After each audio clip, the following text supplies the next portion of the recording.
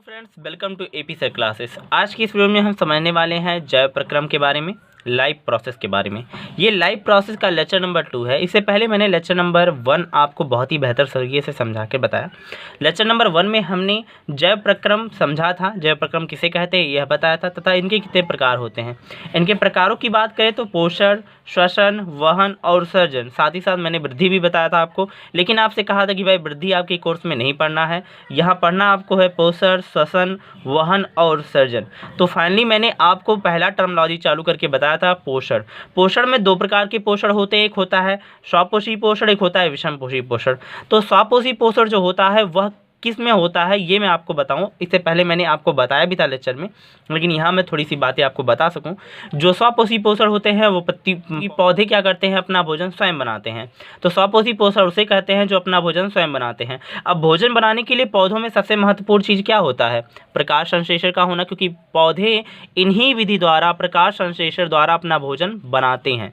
ये क्या होता है प्रकाश संश्लेषण, मैं आपको बताऊं तो देखिए ध्यान से। जो सूर्य के प्रकाश में पौधों की हरी कोशिकाओं में उपस्थित पर्णहरी मतलब क्लोरोफिल, अब ये क्लोरोफिल क्या है मैं आपको बताऊंगा, अच्छे से समझिएगा ध्यान से, की सहायता से कार्बन डाइऑक्साइड मतलब CO2 व जल के संयोग से शर्करा मतलब कार्बोहाइड्रेट बनने की क्रिया को प्रकाश संश्लेषण या कार्बन स्वांगीकरण मतलब कार्बन एसिमिलेशन कहते हैं। अब ये कार्बन एसिमिलेशन या जो स्वांगीकरण हुआ है ये कैसे हुआ ये मैं आपको बताऊं, तो ध्यान से समझिए आप, क्योंकि मैंने आप यहाँ पर एक पौधा लिया है। यहाँ हमारे पास पौधे हैं, 3 पौधे कुछ हैं। यहाँ तीनों अलग अलग साइज के हैं, ये छोटा है, ये इससे बड़ा है, ये सबसे बड़ा है। तो यहाँ आप देख रहे होंगे ऐसा इनकी वृद्धि किसके कारण हो पाई है, प्रकाश संश्लेषण के ही कारण। प्रकाश संश्लेषण अगर जो इनमें नहीं होता, ये क्रिया नहीं होती, अपना भोजन नहीं बनाते, तो इनकी ग्रोथिंग होती नहीं हो पाती, इनका ग्रोथिंग नहीं हो पाता। तो ये कैसे हो रहा है मैं आपको बताऊँ। क्या होता है कि ये जो इनके जड़ दिख रहे होंगे आपको, इनके जड़ों द्वारा, क्योंकि ये जड़ से जो जल का अंश है ये ऊपर इनके पत्तियों में जाता है, लीफ में जाता है, पत्तियों में जाता है। तो यहाँ जड़ से लेकर के यहाँ तक, जड़ ध्यान समझिएगा बाबू, जड़ से लेकर के यहाँ तक जो पानी ले जाने का कार्य होगा उसे कहते हैं जाइलम। अभी मैं आपको फिगर की तरह समझाऊंगा, स्क्रीन पे आप शायद फिगर देख भी रहे होंगे, स्क्रीन पे आप देखिए समझेंगे और अच्छे तरीके से। तो जड़ से पत्तियों तक ले जाने का कार्य कौन करेगा, जाइलम करेगा। और ये यहाँ तक पहुँचाने के बाद यहाँ से पत्तियों में पानी का पूरा घेरा करने का काम फ्लोएम का होता है। फ्लोएम पूरे पत्तियों में पानी पहुँचा देता है। तो यहाँ मैंने आपको बताया ये तरीका। अब क्या होता है कि मान लीजिए जैसे मैंने कुछ फूल तोड़े हैं, कुछ फूल के पौधे यहाँ पर देख सकते हैं, ये बहुत ही समय मैंने पहले तोड़ा था। अब इसके अंदर क्या है, प्रकाश ऐसी क्रिया नहीं हो रही है, इसलिए ये क्या हो गया, मुरझा गया है इसमें, क्योंकि ये मुरझा गया है और ये एकदम ख़राब हो चुका है। तो यहाँ क्या होगा, लेकिन ये मैंने अभी जल्द ही तोड़ा है, तो ये देखिए अभी ताज़ा है और ये अभी इसमें कोई प्रॉब्लम नहीं है, लेकिन फिर भी इसके अंदर जो प्रकाश संश्लेषण क्रिया है वो रुक गई है। तो यहाँ पर हमने ये इस तरीके से हमने समझने की कोशिश की। लेकिन अब ये रिएक्शन कैसे होता है, ये कैसे करते हैं मैं आपको बताऊँ थोड़ा सा बेसिक टर्मिनोलॉजी से, तो आप ध्यान से समझिए। अब इस क्रिया को मैं आपको बेसिक तरीके से करके बताता हूँ। जैसे यहाँ पर आप देख रहे हैं मैंने लिखा है भोजन घर। तो घर में क्या होता है, कहीं एक ऐसी जगह होता है जहाँ भोजन बनता है। तो ऐसे ही ये पेड़ पौधों में क्या होता है, जब इनकी पत्तियाँ जो होती हैं ये अपना क्या होता है, ये एक प्रकार का घर बनाती हैं जहाँ इनका भोजन बनेगा। उसका नाम होता है क्लोरोफिल, जिसको कहते हैं पर्णहरिम।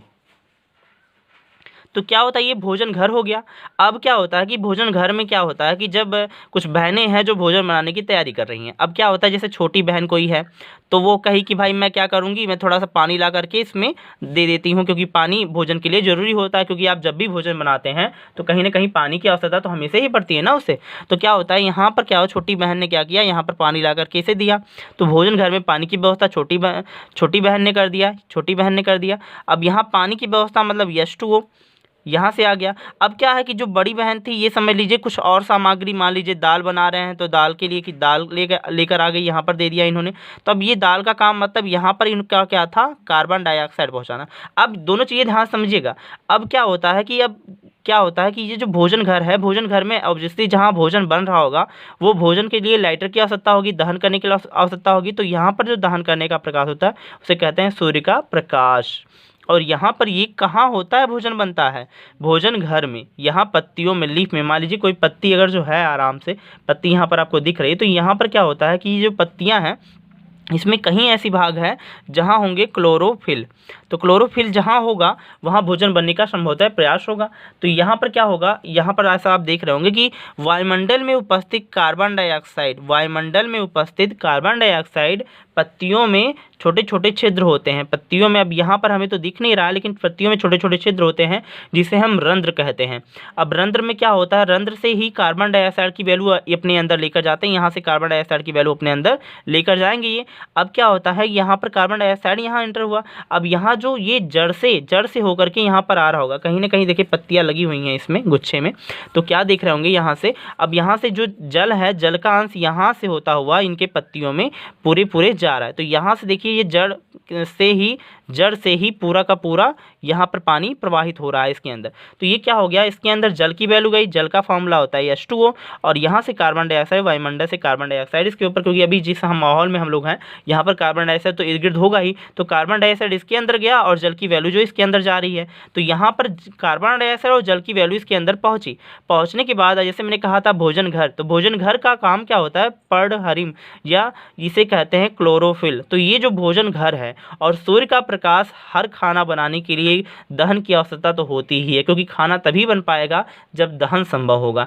तो यहाँ क्या होता है, फाइनली दहन के लिए यहाँ पर जैसा आप दहन देख रहे होंगे, तो ये दोनों आपस में करते हैं रिएक्शन करने के बाद ये अपना भोजन बनाते हैं, से 6H12O6। जैसे हम लोग भी, अब क्या है, मान लीजिए दाल बनाने के लिए मैंने कहा था कि छोटी बहन ने पानी लेकर गए, ये जल लेकर गई, और यहाँ पर बड़ी बहन जो थी वो दाल लेकर गई। अब कोई कुछ भी लेकर गया होगा तो आपको पता ही होगा कि दाल बनाने की प्रोसेस होगी, तो यहाँ पर क्या हो गया, हमें प्रोडक्ट मिलता है यहाँ पर, तो C6H12O6 जिसका नाम है ग्लूकोज, का नाम है ग्लूकोज या ग्लूकोज भी कहते हैं, बोल दो, प्लस कार्बन यहाँ पर H2O की वैल्यू बचती है और ऑक्सीजन की वैल्यू होती है।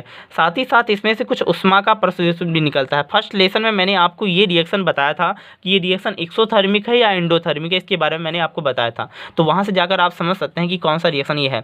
अब यहाँ पर क्या दिख रहा है, यहाँ पर बात आती है कि बैलेंस करने की बात है, तो यहाँ कार्बन आपको कितना दिख रहा है, 6 दिख रहा है, यहाँ 6 कार्बन, और मैं आपको तरीका बता दे रहा हूँ, बस यहाँ का इसको देखिएगा 6 और यहाँ पर इसको 12 याद कर लीजिए, 6 12 फिर यहाँ पर 6 6। अब पूरा बैलेंस हो गया इक्वेशन। बच्चे यही इक्वेशन बैलेंस नहीं कर पाते हैं, बहुत प्रॉब्लम रहते हैं, क्योंकि ये प्रकाश संश्लेषण का बहुत ही इंपॉर्टेंट, आपने कितना भी अच्छा लिखा है बाबू, लेकिन अगर जो आपने इस रिएक्शन को नहीं लिखा, इस अभिक्रिया को नहीं लिखा, तो आपको एक भी नंबर मिलने वाला नहीं है। तो ये तरीका हमने समझा। तो यहाँ पर क्या आपको अच्छे से तरीके से समझ में आ गया? अगर समझ में आ गया तो प्लीज़ कमेंट करके हमें बताइएगा। फिर हम समझते हैं कि प्रकाश संश्लेषण के लिए जो आवश्यक कच्ची सामग्री है ये क्या होती है।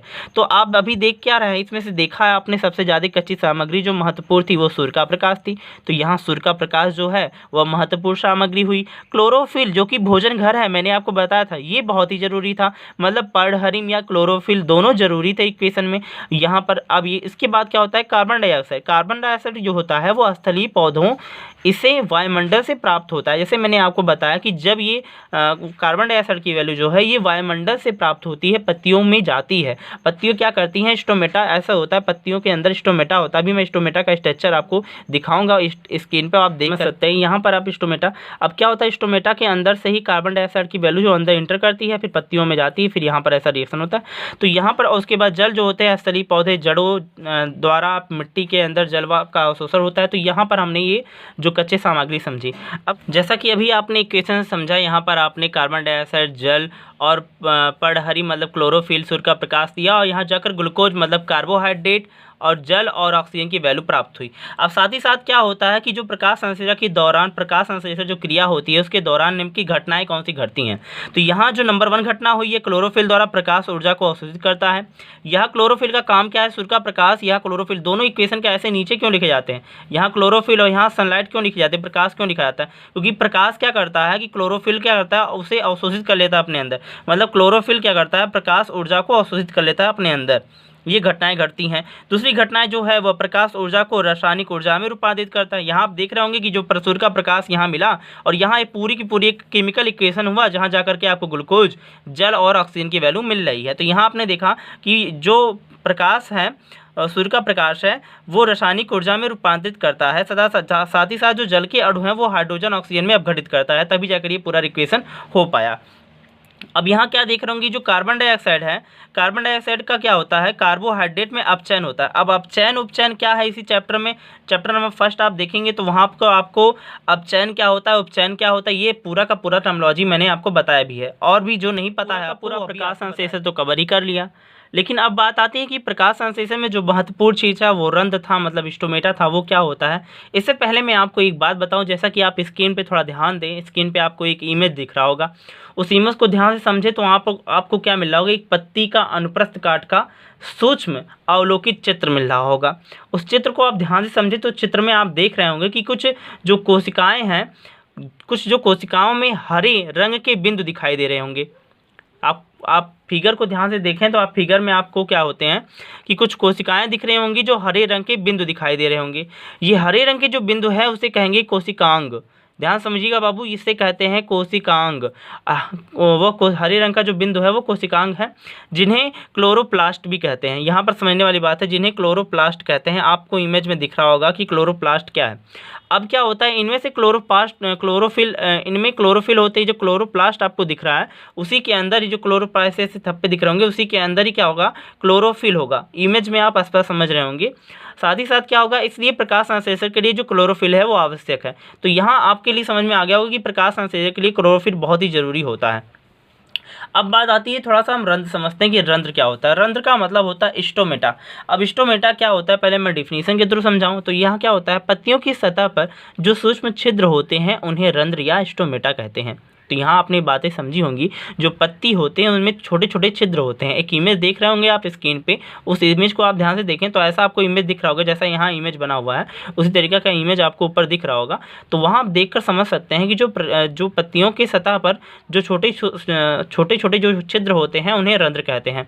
अब क्या होता है कि जो रंध्र होते हैं उनके क्या कार्य हैं, प्रमुख कार्य क्या होते हैं वो मैं आपके बताऊँ। तो यहाँ पर आप देख रहे होंगे रंध्र जो होते हैं, मतलब जो स्टोमेटा होता है उसका जो कार्य है वो क्या होता है, प्रकाश संश्लेषण के लिए गैसों का अधिकांश आदान प्रदान इन्हीं रंध्र के द्वारा होता है। तो यहाँ हम देख रहे होंगे कि जो प्रकाश संश्लेषण की क्रिया हो रही है, मतलब फोटोसिंथेसिस हो रही है, वो कहाँ किसके कारण हो रहा है। क्योंकि अभी क्या होता है, अगर जो स्टोमेटा खुले ही ना, बंद ही रह जाए तो क्या प्रकाश जो मतलब प्रकाश संश्लेषण क्रिया हो रही है वो हो पाती नहीं हो पाती ना। तो क्या होता है कि गैसों का आदान प्रदान, मतलब हम जो ऑक्सीजन, क्या होता है कि पेड़ पौधे क्या करते हैं, सांस लेने के बाद क्या होता है, अब ये हिलेंगे तो इसमें से ऑक्सीजन की वैल्यू निकलेगी बाहर, तो ये ऑक्सीजन निकालते हैं, तब हम ऑक्सीजन को सांस लेते हैं, ऑक्सीजन हम सांस के रूप में लेते हैं, और जो हम सांस कार्बन डाइऑक्साइड छोड़ते हैं वो ये लोग ग्रहण कर लेते हैं। तो क्या होता है कि दोनों का आदान प्रदान जो हो रहा है वो इन्हीं के कारण होता है। अगर जो स्टोमेटा ना हो तो इनका आदान प्रदान नहीं हो सकता। अब जो दूसरा पॉइंट है वो क्या है, वाष्पोत्सर्जन प्रक्रिया में जल वाष्प के रूप में रंध्र द्वारा निकल जाते हैं। यहाँ ध्यान देने वाली बात यह है कि वाष्पोत्सर्जन क्या होता है, जब भी सूर्य का प्रकाश पत्तियों पौधों पर पड़ता है तो पौधों पर पड़ने के बाद जो पत्तियों और पौधों के अंदर जो जल के अंश होते हैं वो धीरे धीरे वेपराइज होते हैं, जो वेपराइज होकर के वायुमंडल में फैल जाते हैं। तो यहाँ जल के अंश के रूप में वो क्या होता है, ऊपर के ऊपर फैल जाता है, तो रंध्र द्वारा ही उनका निकास होता है। अगर जो रंध्र ना हो तो उनका निकास नहीं हो पाएगा। अब क्या होगा, एक फिगर मैंने बनाया है, आपको फिगर स्क्रीन पे थोड़ा अच्छा दिख रहा होगा, वहाँ से देखें ध्यान से, आप समझ सकते हैं कि यहाँ आपको जो बीच वाला भाग दिख रहा है जिसे रंध्र छिद्र कहते हैं। अब यही छिद्र जो होता है, रंध्र छिद्र जो आपको दिख रहा हुआ है, ठीक है, इसी रंध्र छिद्र में क्या होता है कि यही जो सिकुड़ता और फैलता रहता है। अब मैं इसकी बात बताऊं कि अब क्या होता है कि ये जो बना हुआ पूरा भाग है, इसमें कहीं अर्धचर्म कोशिकाएं होती हैं और द्वार कोशिका होती है। अब क्या होता है, द्वार कोशिकाओं में ही पानी आकर के भरता है, जल आकर के भरता है जाइलम या फ्लोएम द्वारा। मैंने बताया कि पत्तियों में फ्लोएम का काम होता है, तो फ्लोएम ही जल इसमें भरेगा।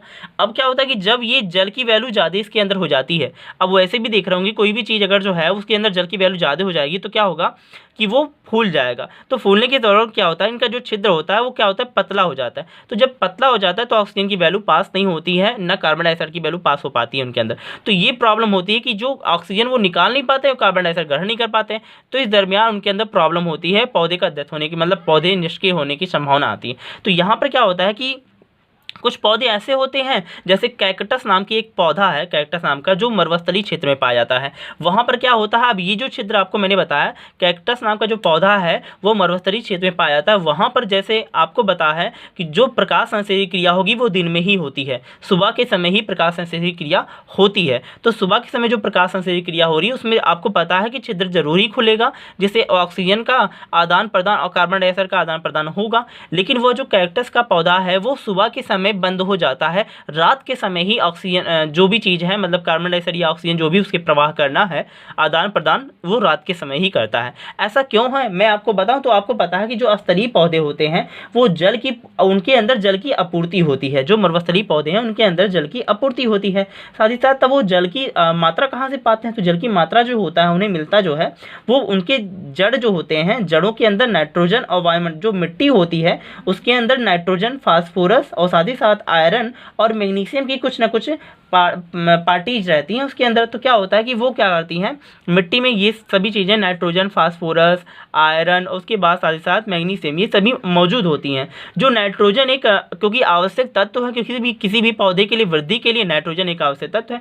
तो क्या होता है, जिसका वो लोग क्या करते हैं, उपयोग करके प्रोटीन व अन्य यौगिकों में संश्लेषण के रूप में कार्य करते हैं। इससे वो जो अकार्बनिक नाइट्रोजन या नाइट्रेट के रूप में बनाते हैं। वो पौधे जो होते हैं वो क्या करते हैं, नाइट्राइट के रूप में, मतलब जो नाइट्रोजन उनके अंदर उपस्थित है वो नाइट्राइट के रूप में बना लेते हैं। इनसे उनका क्या होता है कि जो अकार्बनिक पदार्थ है वो कार्बनिक पदार्थ में कन्वर्ट होता है कुछ ना कुछ मात्रा में, जिनसे उनके जीवों को जो उनकी वृद्धि है, जो उनकी बढ़ोतरी है या जो उनका जीवन निर्वाह है वो आसानी के साथ संभव होता है, जिनके कारण वो अपना आसानी के साथ जीवन का निर्वाह संभव कर पाते हैं। तो आज की वीडियो में आपको प्रकाश संश्लेषण एकदम बेहतर तरीके से समझाया।